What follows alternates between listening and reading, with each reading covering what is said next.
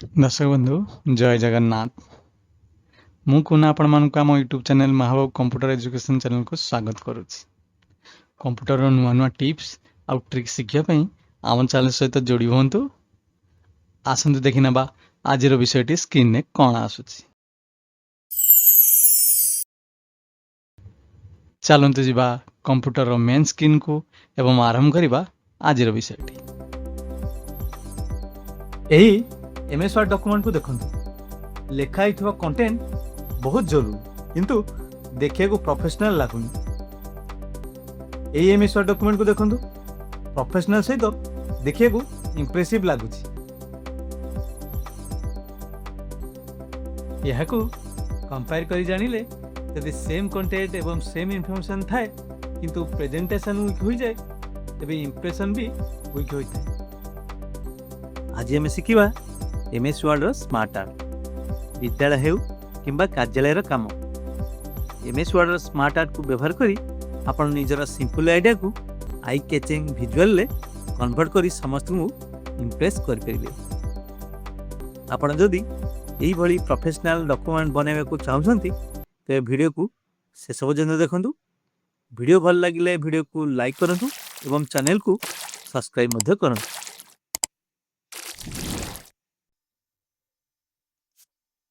प्रथम आम जानी नवा what is the definition of smart art. Smart art रो डेफिनेशन कौन? वर्ड स्मार्ट आर्ट हेउची माइक्रोसॉफ्ट वर्ड रो गोटे फीचर जहा द्वारा आम टेक्स्ट को विजुअल डायग्राम रे कन्वर्ट करि पारू, जहा देखिबा को अट्रैक्टिव और बुझिया को इजी होइता है। How to use smart art in MS Word step by step जानिबा माने आमे स्मार्ट आर्ट को किभली एमएस वर्ड रे व्यवहार करिबा।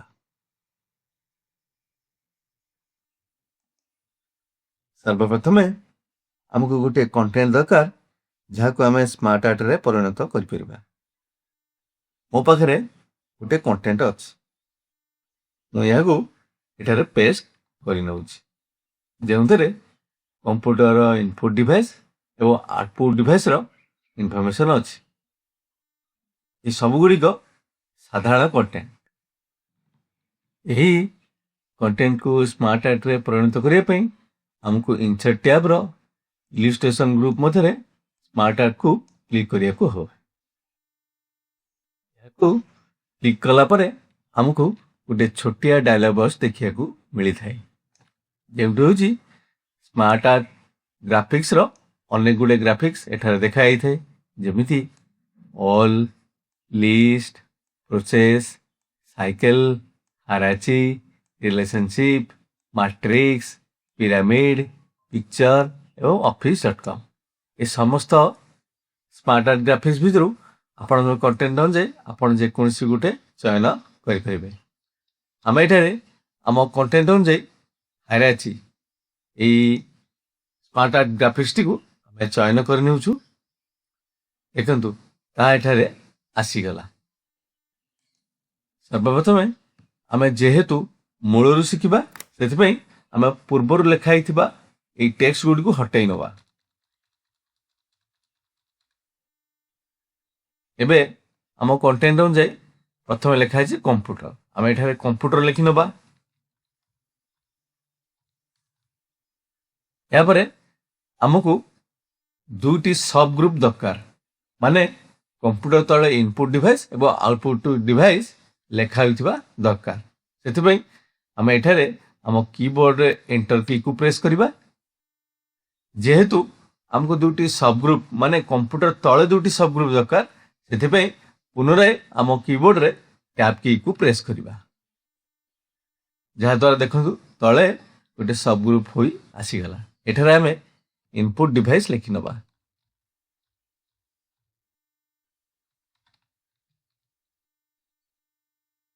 यापरे पुनराय एंटर की को प्रेस करिबा। आउटपुट डिवाइस ए भली लिखि नबा।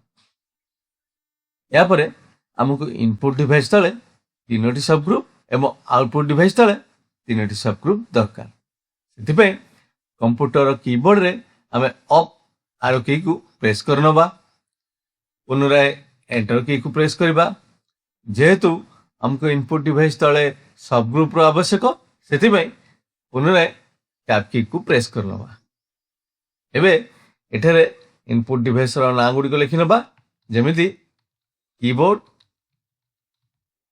यापर एंटर की को प्रेस करिया लिखिनबा माउस और एंटर की को प्रेस करबा लिखिनबा स्कैनर यापर हमको इनपुट डिवाइस भली आउटपुट डिवाइस रो तळे तीनोटी सब ग्रुप रो आवश्यक सेति भाई हमें हमर कीबोर्ड रे डाउन आरो की को प्रेस करनबा यापर एंटर की को प्रेस करिया जेहेतु सब ग्रुप रो आवश्यक सेति भाई पुनराय टैब की को प्रेस करनबा एठरे लिखिनबा मॉनिटर एंटर की को प्रेस करिया लिखिया प्रिंटर पुनः एंटर की प्रेस करिया लिखिबा स्पीकर एई भली भाबे आमे साधारण कंटेंट को स्मार्ट आर्ट रे परिणत करि देले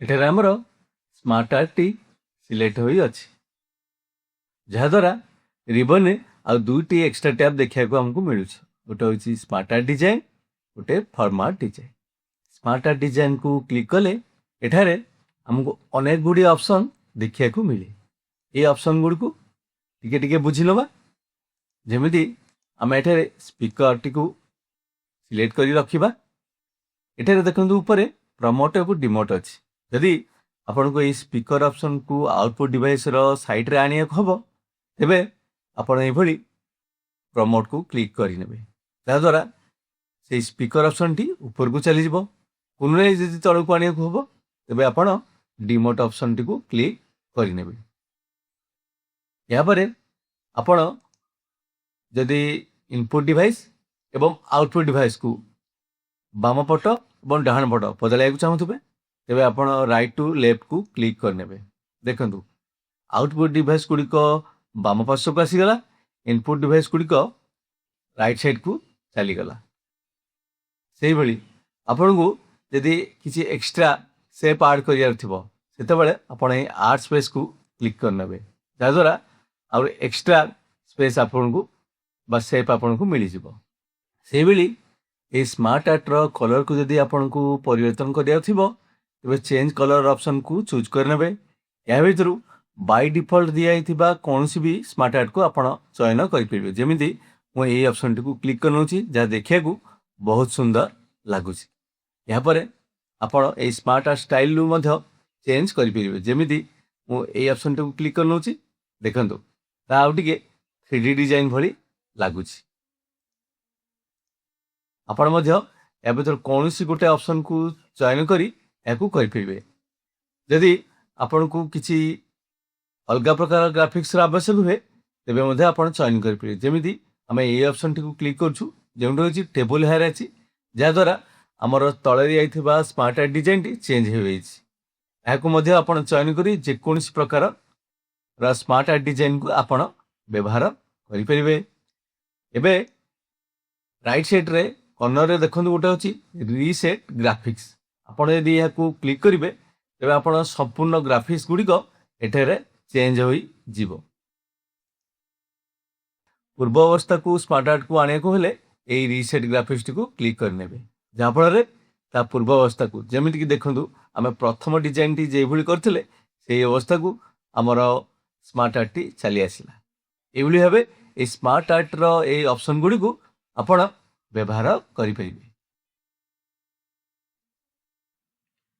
एबे हमें फॉर्मेट टैब रो ऑप्शन गुडी को गोटे गोटे व्यवहार कर देखि नबा जेमिति आमे एठी चेंज शेप करियो यदि चाहिबा तबे आ भितरु कोनोसी भी शेप आकार रे ए शेप को चेंज कर परिबे जेमिति आमे हार्ट शेप को चयन करछे देखंतु हम ऊपर थिबा शेप टी हार्ट शेप को परिवर्तन हो गेला यदि या को बड़ करियो चाहिबे तबे ए लार्जर ऑप्शन टी को क्लिक कर चलिबे या को यदि छोटो करियो चाहिबे तबे ए स्मॉलर ऑप्शन टी को क्लिक कर चलिबे या परे एठारे थीम स्टाइल सब अछि या मध्य ଆପଣ କୌଣସି ଗୋଟେ କଲରକୁ ଚୟନ କରିପାରିବେ, ଯାହାଦ୍ୱାରା ସେପ୍ର କଲର ଚେଞ୍ଜ ହୋଇଯିବ। ସେପ୍ର କଲର ସେଠାରେ ଚେଞ୍ଜ କରିପାରିବେ, ଅଥବା ଆପଣ ଏଇ ସେପ୍ ଫିଲ୍ଡରେ ମଧ୍ୟ ଆପଣ ସେପ୍ର କଲରକୁ ଚେଞ୍ଜ କରିପାରିବେ। ସେପ୍ ଆଉଟଲାଇନ୍ରେ ସେପ୍ର ଆଉଟଲାଇନ୍ ବର୍ଡରକୁ ବଡ଼ କିମ୍ବା ଛୋଟ କରିପାରିବେ।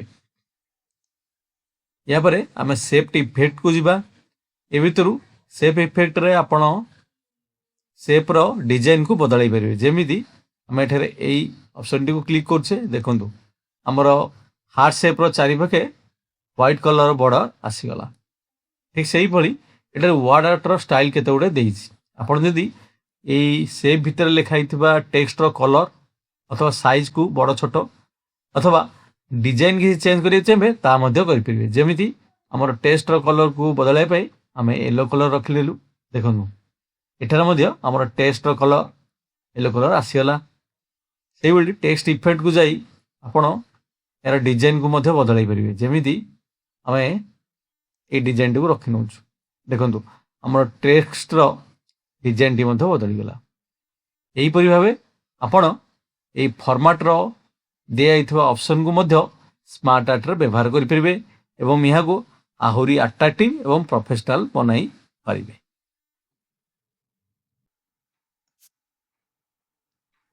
Which smart art group should be used in different situation? ମାନେ ଆମେ ସ୍ମାର୍ଟ ଆର୍ଟର ସମସ୍ତ ଗ୍ରୁପକୁ ଡିଟେଲରେ ବୁଝିବା ଏବଂ କେଉଁ ଗ୍ରୁପ କେବେ ୟୁଜ୍ କରିବା ଉଚିତ ସେଟା ମଧ୍ୟ ଜାଣିବା।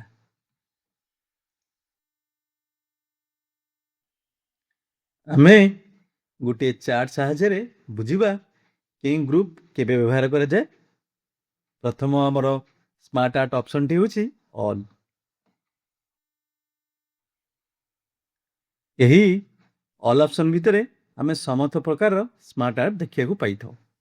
ଖାସ କରି ଏଟାକୁ ଗୋଟେ ଆଇଡ଼ିଆକୁ ବୁଝାଇବାକୁ ହେଲେ ଆମେ ବ୍ୟବହାର କରିଥାଉ। ମାନେ ଗୋଟେ ସେଣ୍ଟ୍ରାଲରେ କନସେପ୍ଟ ଥିବ ଆଉ ତା ଚାରିପାଖରେ ତା କନେକ୍ଟେଡ ଆଇଡ଼ିଆ ମାନ ଥାଏ।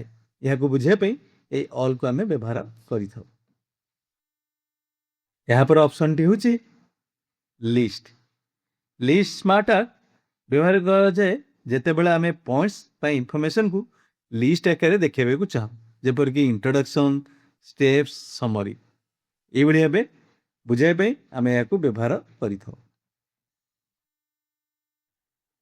Process smart art step by step କାମକୁ ବୁଝାଇବା ପାଇଁ ୟୁଜ୍ ହୋଇଥାଏ, ଯେପରି ଇନପୁଟ, ପ୍ରୋସେସ ଏବଂ ଆଉଟପୁଟ। ସାଇକେଲ ସ୍ମାର୍ଟ ଆର୍ଟ ସେଥିପାଇଁ ୟୁଜ୍ ହୋଇଥାଏ ଯେତେବେଳେ କାମଟି ବାରମ୍ବାର ରିପିଟ୍ ହୋଇଥାଏ, ଯେପରି ପ୍ଲାନ୍, ଡୁ, ଚେକ୍ ଏବଂ ଆକ୍ଟ। ଆରଏଚି ସ୍ମାର୍ଟ ଆର୍ଟ ଅର୍ଗାନାଇଜେସନ ଷ୍ଟ୍ରକ୍ଚର ଦେଖାଇବା ପାଇଁ ୟୁଜ୍ ହୋଇଥାଏ। ଯେମିତି ଏଠାରେ ମ୍ୟାନେଜର ତଳେ ଟିମ୍ ଲିଡର ତଳେ ଟିମ୍ ମେମ୍ବର ଏଇଭଳି ଥାନ୍ତି। ଏଇଭଳି ଅର୍ଗାନାଇଜେସନର ଷ୍ଟ୍ରକ୍ଚରକୁ ବୁଝାଇବା ପାଇଁ ବ୍ୟବହାର କରାଯାଇଥାଏ। ରିଲେସନସିପ୍ ସ୍ମାର୍ଟ ଆର୍ଟ ଦ୍ୱାରା ଆମେ କଜ୍ ଓ ଇଫେକ୍ଟ ବା ରିଲେସନକୁ ବୁଝାଇ ପାରୁ। ଯେମିତି ଏଠାରେ ଗୋଟେ ପ୍ରୋବ୍ଲେମର କାରଣ କ'ଣ, ଏହାର ଇଫେକ୍ଟ କ'ଣ ଏବଂ ତାର ସଲ୍ୟୁସନ କ'ଣ ବୁଝାଇ ପାରିବା। ମାଟ୍ରିକ୍ସ ସ୍ମାର୍ଟ ଆର୍ଟ ଦ୍ୱାରା ଆମେ କମ୍ପେୟାର ଓ ଆନାଲାଇଜ କରିପାରୁ, ଯେପରି ଷ୍ଟ୍ରେନ୍ଥ, ୱିକନେସ୍, ଅପରଚ୍ୟୁନିଟି ଏବଂ ଥ୍ରେଟ୍। ପିରାମିଡ ସ୍ମାର୍ଟ ଆର୍ଟକୁ ସାଧାରଣତଃ ଲେବୁଲ ବା ପ୍ରାୟୋରିଟି ଦେଖିବା ପାଇଁ ବ୍ୟବହାର ହୋଇଥାଏ, ଯେପରି ଗୋଲ, ଷ୍ଟ୍ରାଟେଜି, ଟେକ୍ଟିକ୍ସ ଏବଂ ଆକ୍ସନ ପ୍ଲାନ୍। ପିକ୍ଚର ସ୍ମାର୍ଟ ଆର୍ଟରେ ଇମେଜ ସହିତ ଆପଣ ଇନଫର୍ମେସନ ବି ଦେଖାଇ ପାରିବେ, ଯାହା ଦେଖିବାକୁ ଅଧିକ ଆଟ୍ରାକ୍ଟିଭ ସହିତ ପ୍ରଫେସନାଲ ଲାଗିଥାଏ। office.com ନାଁରୁ ହିଁ ଆପଣ ଜାଣିପାରୁଥିବେ ଏହି ସ୍ମାର୍ଟ ଆର୍ଟରେ ଆପଣ ସମସ୍ତ ପ୍ରକାର ଅନଲାଇନ ଇନଫର୍ମେସନକୁ ବ୍ୟବହାର କରିପାରିବେ, ଯେମିତିକି ଅନଲାଇନ ଟେମ୍ପଲେଟ୍ ହେଉ, ଆଇକନ୍ ହେଉ ଓ ଡିଜାଇନ ହେଉ। ଆଉ ହଁ, ଏଥିପାଇଁ ଆପଣଙ୍କ କମ୍ପ୍ୟୁଟରରେ ଇଣ୍ଟରନେଟ୍ କନେକ୍ସନ ଥିବା ଆବଶ୍ୟକ। ଏହିଭଳି ଭାବରେ ସ୍ମାର୍ଟ ଆର୍ଟ ବ୍ୟବହାର କଲେ ଆମର ଡକ୍ୟୁମେଣ୍ଟ ଓ ପ୍ରେଜେଣ୍ଟେସନ ଅଧିକ କ୍ଲିଅର ଓ ଆଟ୍ରାକ୍ଟିଭ ସହିତ ପ୍ରଫେସନାଲ ହୋଇଥାଏ। ଆଶା କରୁଛି ଆଜିର ଭିଡ଼ିଓରୁ ଆପଣମାନଙ୍କୁ କିଛି ଶିଖିବାକୁ ମିଳିଥିବ। ଆମର ଆଜିର ଭିଡ଼ିଓରୁ ଯଦି ଆପଣଙ୍କୁ କିଛି ଶିଖିବାକୁ ମିଳିଥାଏ ତେବେ ଆମ ଭିଡ଼ିଓକୁ ଲାଇକ୍ କରନ୍ତୁ। ଆଉ ଯଦି ଆପଣ ଆମ ଚ୍ୟାନେଲକୁ ନୂଆ ହେଇ ଆସିଥାନ୍ତି ତେବେ ଆମ ଚ୍ୟାନେଲକୁ ସବସ୍କ୍ରାଇବ୍ ମଧ୍ୟ କରନ୍ତୁ। ଆମ ଭିଡ଼ିଓକୁ ଅନ୍ୟ ସାଙ୍ଗମାନଙ୍କ ସହିତ ବହୁତ ମାତ୍ରାରେ ସେୟାର କରନ୍ତୁ। ଜୟ ଜଗନ୍ନାଥ।